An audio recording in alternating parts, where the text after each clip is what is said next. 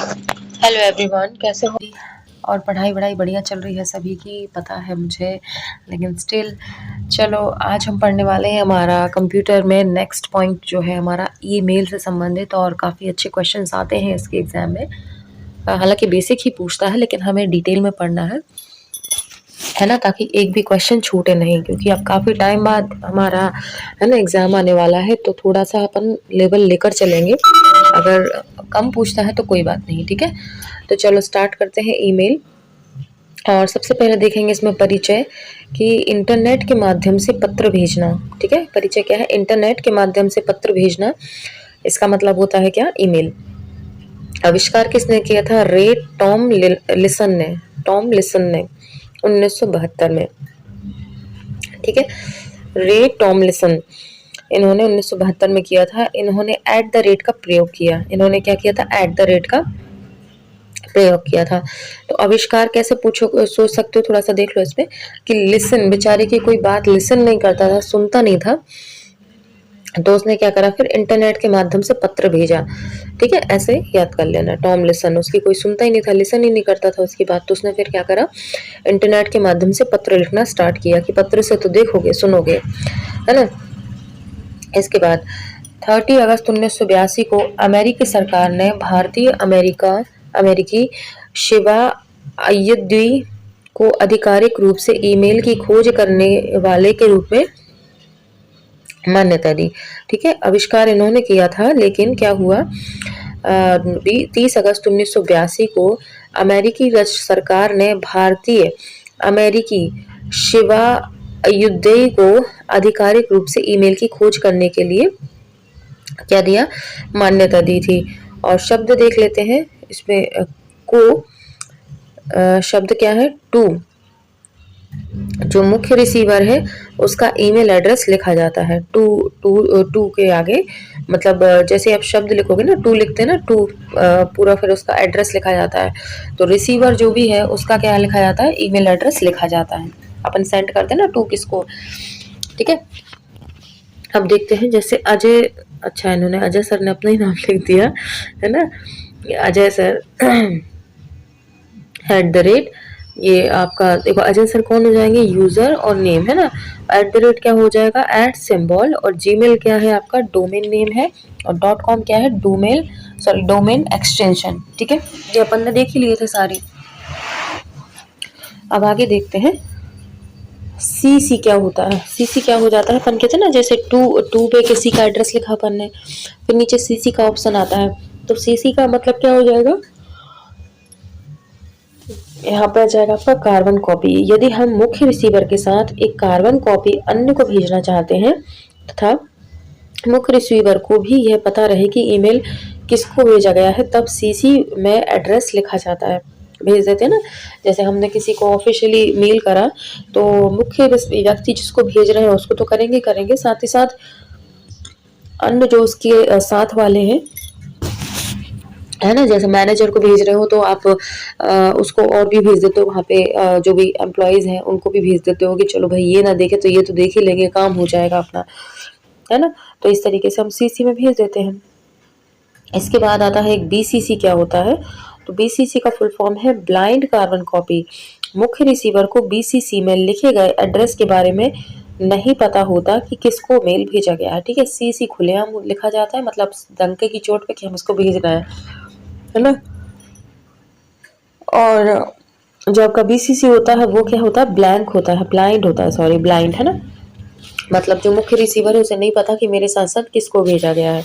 ठीक है, अब आगे देखेंगे अपन।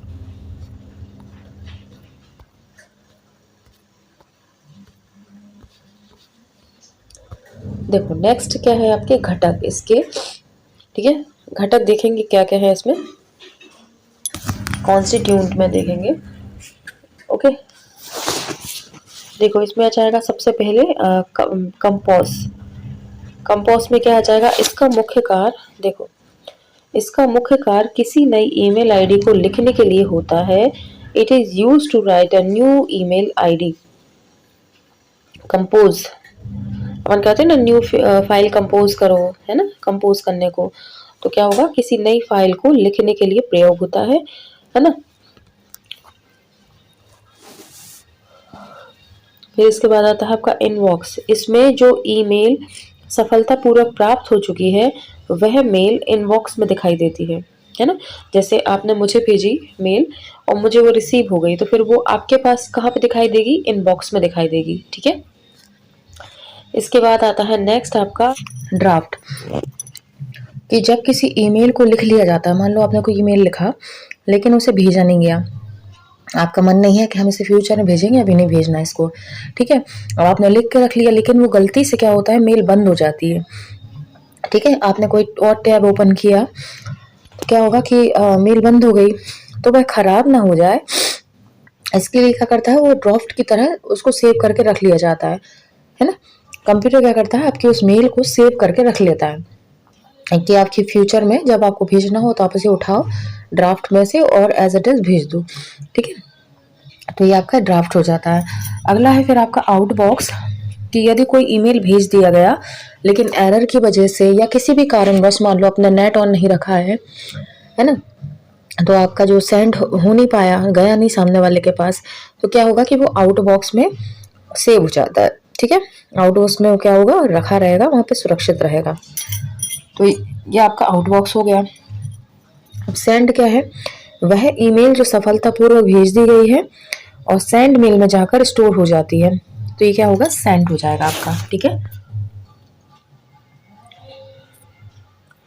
तो ये हो गया आपका यहाँ तक का खत्म। आगे देखते हैं फिर हम।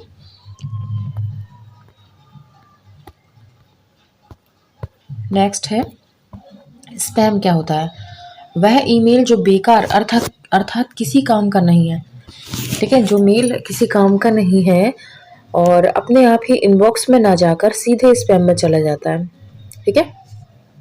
जो बेकार अथवा किसी काम का नहीं है वह अपने आप ही इनबॉक्स में ना जाकर सीधे स्पैम बॉक्स में चला जाता है, जैसे अनवांटेड ईमेल, जंक ईमेल आदि, ठीक है। जो आपका जो मेल है ना, उसको पता होता है कि कौन सी फाइल काम की है, कौन सी नहीं है। कुछ भी एरर है उसमें, कुछ भी ऐसा है जो मतलब आपके लिए ठीक नहीं है, मान लो वायरस है या कोई भी चीज़ है, XYZ स्पैम है, जंक फाइल है, तो क्या हो जाता है, ये सारी स्पैम बॉक्स में ऑटोमेटिक चली जाती है। आगे देखेंगे ट्रैश क्या होता है। जो ईमेल आईडी डिलीट कर दी गई है, जो ईमेल आईडी बोल रही हूँ, जो ईमेल आपने क्या करा, डिलीट कर दिया, ठीक है, वह ईमेल 30 दिन तक ट्रैश में रहती है। कितने दिन तक? आपने ऐसे किसी फाइल को डिलीट किया, अपने फ़ोन में भी होता है ऐसा, आपने कोई भी फ़ोटो या वीडियो डिलीट किया अपने गैलरी से, तो वो कहाँ होती है, 30 डेज़ तक कहाँ पर रहेगी, वो आपकी ट्रैश में रहेगी, है ना। तो इसके बाद फिर वह ट्रैश से रिमूव हो जाती है। ट्रैश से 30 डेज़ जैसे कंप्लीट होंगे, वहाँ से भी डिलीट हो जाएगी, और यहाँ से डिलीट होने के बाद परमानेंट डिलीट हो जाती है, फिर उसको आप वापस नहीं ला सकते।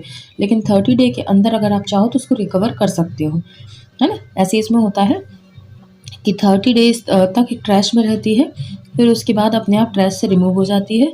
ईमेल में ट्रैश कंप्यूटर के रिसाइकल बिन की तरह होती है, ठीक है। इन ईमेल में ट्रैश जो होता है वो कंप्यूटर के रिसाइकल बिन की तरह ही होता है, ओके। तो यहाँ पे बताया है। अगला है आर्काइव।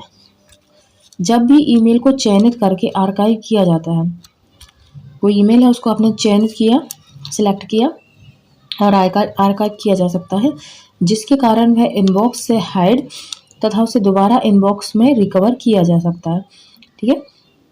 मतलब इनबॉक्स में जाकर आप कोई सिलेक्ट करेंगे ईमेल और उसको आर्काइव कर देंगे तो वो इनबॉक्स में दिखना बंद हो जाएगी, लेकिन आप अगर उसे वापस लाना चाहते हैं तो फिर वापस भी ला सकते हैं, ठीक है। अगला है स्टार्ड। ये क्या होता है, यदि कोई ईमेल महत्वपूर्ण है, ठीक है, यदि कोई ईमेल महत्वपूर्ण है तब उसे येलो स्टार देकर आसानी से पता कर सकते हैं, वह हमेशा के लिए स्टार्ड में जाकर सुरक्षित हो जाती है, ठीक है। उसे येलो कलर का स्टार दे देंगे, मतलब उसमें अलग ही उसको हाईलाइट कर देंगे कि ये इम्पोर्टेंट है, ओके। अब नेक्स्ट पेज पे चलेंगे।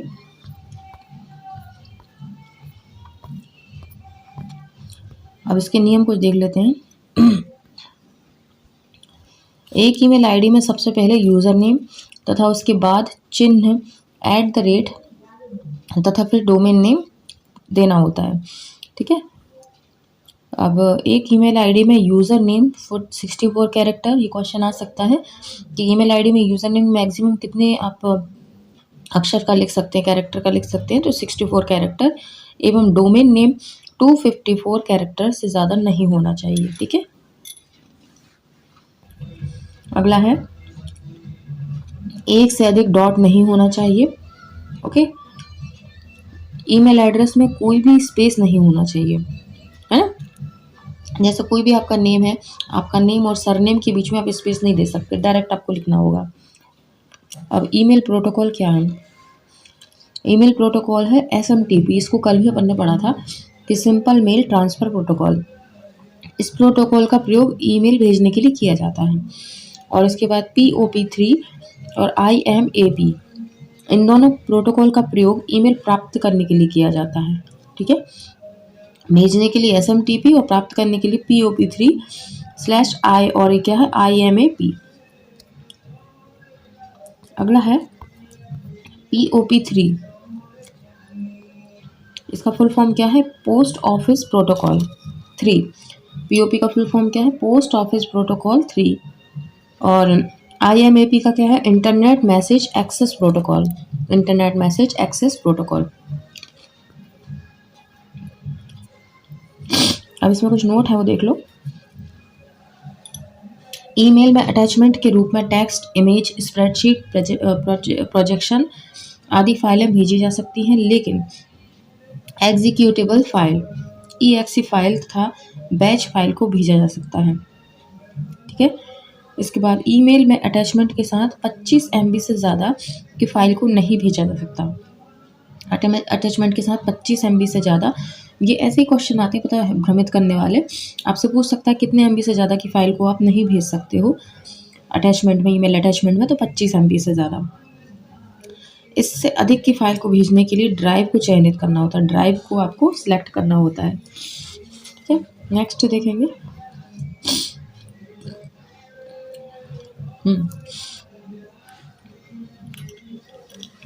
अब देखो जीमेल क्लाइंट, अब जितने भी आपकी ईमेल क्लाइंट है, मतलब ईमेल्स जहाँ जहाँ से भेज सकते हो, उन सभी ने सेंडिंग इनबाउंड साइज लिमिट, उन्होंने क्या साइज लिमिट, क्या साइज जो है उसकी लिमिट बनाई है वो यहाँ पे बताया। जैसे जीमेल है, जीमेल में 25 MB तक क्या फाइल भेज सकते हो।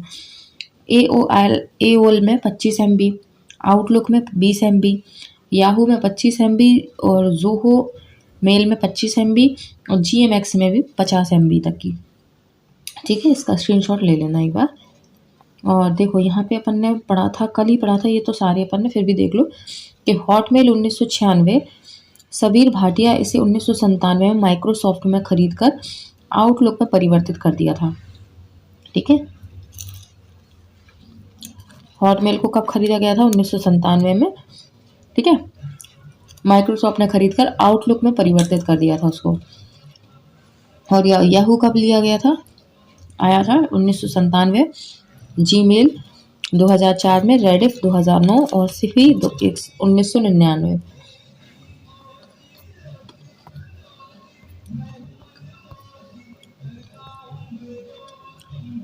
अब इंटरनेट से जुड़े हुए कुछ संगठन है, हम देख लेते हैं। 14 जनवरी 1986 को क्या आया? IETF। ठीक है, IETF 14 जनवरी 1986 को आया, जिसका हेडक्वार्टर कहाँ पे है? कैलिफोर्निया, USA में। इसका पूरा नाम है इंटरनेट इंजीनियरिंग टास्क फोर्स। ठीक है, यहाँ पे दिया हुआ है IETF, इसका फुल फॉर्म क्या है? Internet engineering task force. ठीक है, यह इंटरनेट के मानकों का विकास करता है, इंटरनेट के मानकों का विकास करता है। इसके बाद ISOC, इसका फुल फॉर्म क्या हो जाएगा आपका? इंटरनेट सोसाइटी, इसका पूरा नाम है। और ये 11 दिसंबर 1992 को आई थी, और हेडक्वार्टर है वर्जीनिया, USA, वर्जीनिया। ठीक है, और इसमें इसका काम क्या है? इंटरनेट के मानकों, प्रोटोकॉल व नीतियों में विकास करना है। इसके बाद IAB, ये 1983 में आया, और इसका फुल फॉर्म क्या हो जाएगा? Internet architecture board. Internet architecture board. इसकी प्रेजेंट कंपनी IETF है। प्रेजेंट कंपनी इसकी कौन सी हो गई है? IETF, जो हमने ऊपर देखा इंटरनेट इंजीनियरिंग टास्क फोर्स। यह इंटरनेट के लिए आवश्यक तकनीक और इंजीनियरिंग विकास पर बल देता है। अगला है W3C। 1 अक्टूबर 1994 को आया। इसका हेडक्वार्टर है Cambridge USA। World wide web consortium founder कौन है? Tim Berners-Lee. ठीक है, वही WWW है ना आपका, ये W3, ये तो कंफ्यूज कर देंगे फिर, है ना। इसके बाद है ICANN। 18 सितंबर 1998 में आया और इसका क्या है? कैलिफोर्निया। इसका फुल फॉर्म क्या है? Internet corporation for assign name and numbers. ठीक है, इसका काम क्या है? IP एड्रेस तथा डोमेन नेम प्रदान करना तथा उसके मानकों का निर्धारण करना। इसके बाद DNR का फुल फॉर्म है डोमेन नेम रजिस्टर, और यह ICANN के मानकों के अनुसार डोमेन नेम प्रदान करता है। ठीक है, जो डोमेन जैसे IP एड्रेस कौन देगा आपका? ICANN देगा, है ना, IP एड्रेस और डोमेन नेम। और फिर ये क्या करेगा? ICANN के मानकों के अनुसार डोमेन प्रदान करेगा। अब आता है ANSI। 14 मई 1998 को आया। न्यूयॉर्क हेडक्वार्टर है। और अमेरिकन नेशनल स्टैंडर्ड इंस्टीट्यूट, इसका फुल फॉर्म है ANSI का। American national standard institute. Computer संबंधी वस्तुओं का मानकीकरण करना इसका मुख्य कार्य है। अगला है IRTF, internet research task force. यह भविष्य में इंटरनेट की कार्यप्रणाली में सुधार कर हेतु अन्वेषण व खोज को बढ़ावा देता है। अगला है UN, world summit on the information society, WSIS। Working group on internet governance, WGIG। और इंटरनेट गवर्नेंस फोरम। आगे देखेंगे नेट यूटिलिटी क्या है, ये देख लेते हैं एक बार। ठीक है,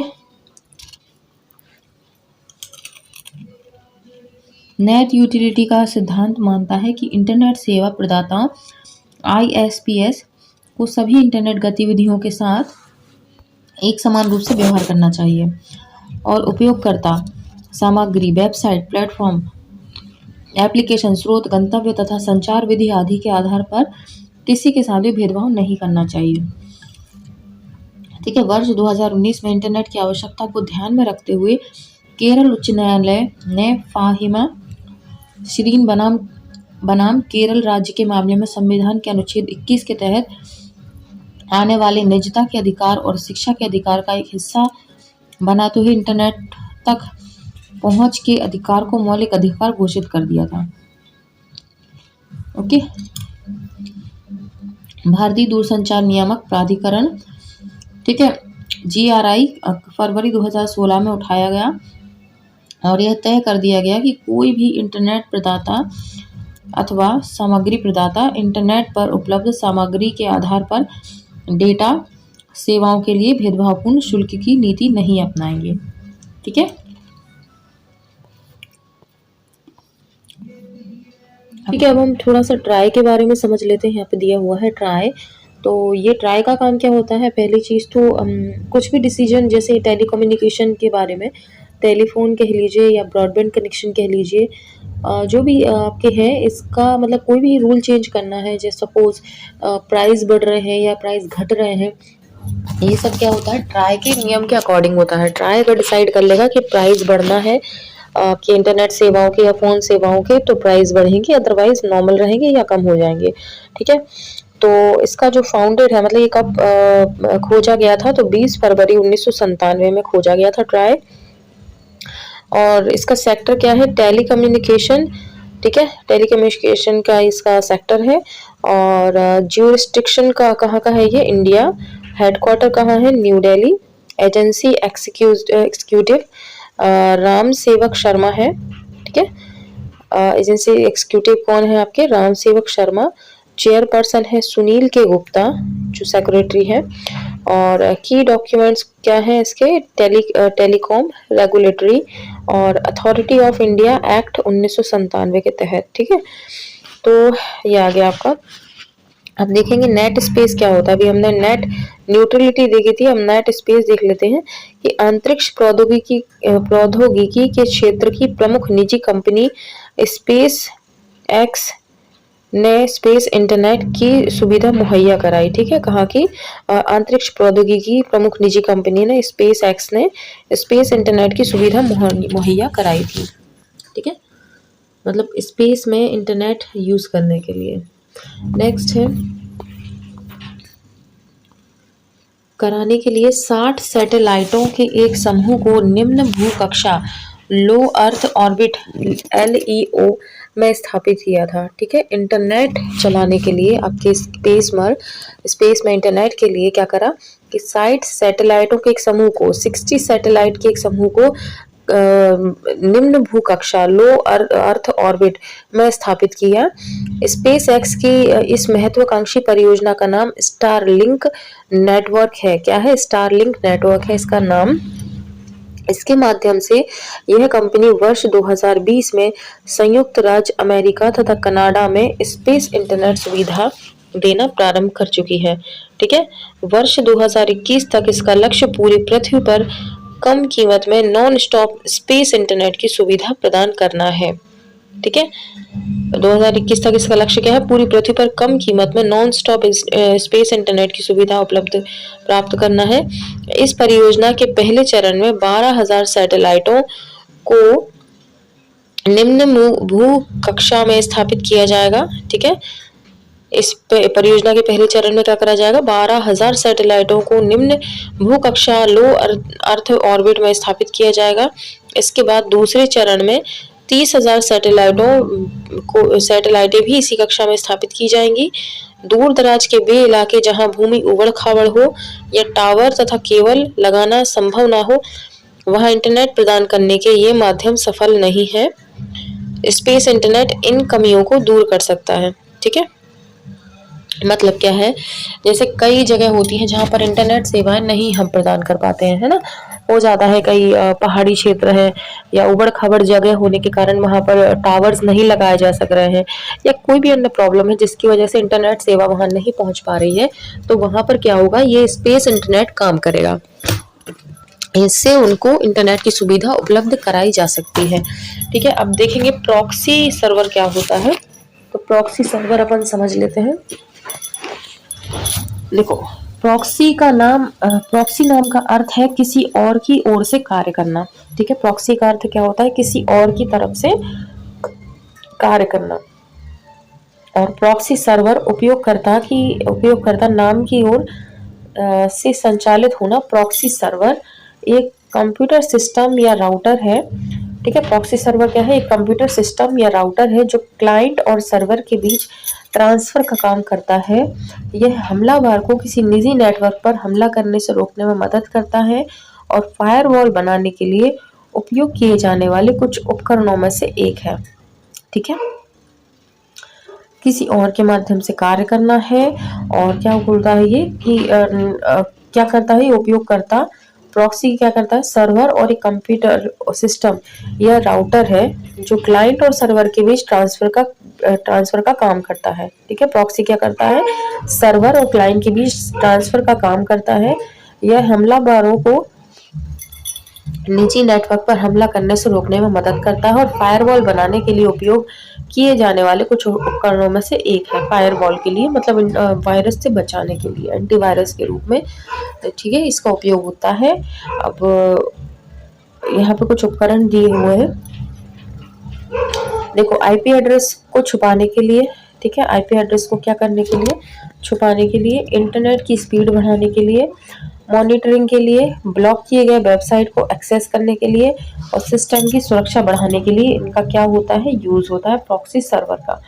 ठीक है, और हमारा आज का हम सेशन यही खत्म करते हैं। अब नेक्स्ट हमारा रहेगा मोबिलाइजेशन, जो कि जहां तक संभव है कल ही खत्म हो जाएगा ये भी। और बिल्कुल हो जाएगा डेफिनेटली। और इसके बाद कुछ महत्वपूर्ण तथ्य है जिसमें हमारा बहुत सारा डेटा इसमें कंप्लीट हो जाएगा। और उसके बाद फिर आती है हमारा मंडे आ जाएगा, मतलब सैटरडे तक आपका कंप्यूटर जो है वो खत्म हो जाएगा। कब तक हो जाएगा आपका? सैटरडे तक मान लो आपका पूरा खत्म हो जाएगा आपका इंटरनेट। और बचेगा फिर क्या हमारा मंडे से हम सीडीपी स्टार्ट करने वाले हैं। बहुत इंतजार के बाद घड़ी आ गई है। मैंने आपसे कहा था कि नवंबर मुझे दे दो कंप्यूटर के लिए। नवंबर में कंप्यूटर आपका फिनिश हो जाएगा और फिर हम मंडे से दिसंबर से ही हम क्या करेंगे, सीडीपी स्टार्ट करेंगे। तो सीडीपी हम लोग स्टार्ट करने वाले हैं अब मंडे से, ठीक है। तो बस बढ़िया बने रहिएगा, इंतज़ार करिएगा कि कैसे हम सीडीपी की क्लास स्टार्ट करते हैं।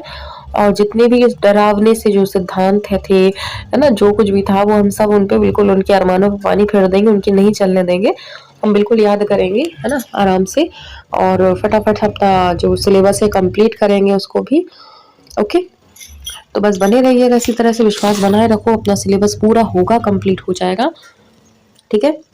और जो वीडियोज़ हैं इनको देख लिया करो, है ना, मिन्नतें मत करवाया करो कि देख लो। आप ही के लिए बना रहे हैं, आप ही के लिए मेहनत कर रहे हैं, थोड़ा टाइम निकालो, देखो, है ना। और क्या बोलते हैं, इस तरह से करते रहो तो आपका क्या है, आपका ही सिलेबस कंप्लीट होगा। प्लस इसके अलावा हमारी सीडीपी तो हो ही रही है। अब मेरा थोड़ा-सा टाइम मैनेज नहीं हो पा रहा है, नहीं तो मैं सोच रही थी कि पोषण की भी क्लास शुरू कर दूँ शुरू से, स्टार्टिंग से, क्योंकि हेल्थ न्यूट्रिशन भी है थोड़ा-सा टफ। वैसे तो नहीं है, सभी को याद हो चुका है, लेकिन फिर भी एक रिवीजन भी हो जाएगा अपना, और है ना, कुछ नई-नई चीज़ें भी अपन को देखने को मिलेंगी। लेकिन अभी हो नहीं पा रहा है, टाइम थोड़ा-सा मैनेज दिक्कत हो रही है। तो अपन देखते हैं, अगर टाइम मैनेजमेंट होता है तो अपन सीडीपी भी सॉरी आपका पोर्शन भी शुरू करेंगे। लेकिन फिलहाल के लिए आप हैप्पी हो जाओ, मंडे से अपन मिलेंगे अपनी सीडीपी क्लास के साथ, ठीक है। तब तक के लिए और लोगों को अपने साथ जोड़ लेना, है ना। वीडियो को लाइक कर दिया करो, शेयर कर दिया करो, और सब्सक्राइब नहीं किया तो सब्सक्राइब कर लेना, ठीक है। मिलेंगे आपसे कल, तब तक के लिए बाय।